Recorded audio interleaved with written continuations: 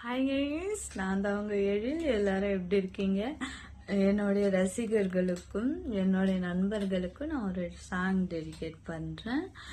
Sorry guys, நல்லா பாட மாட்டேன். I will try.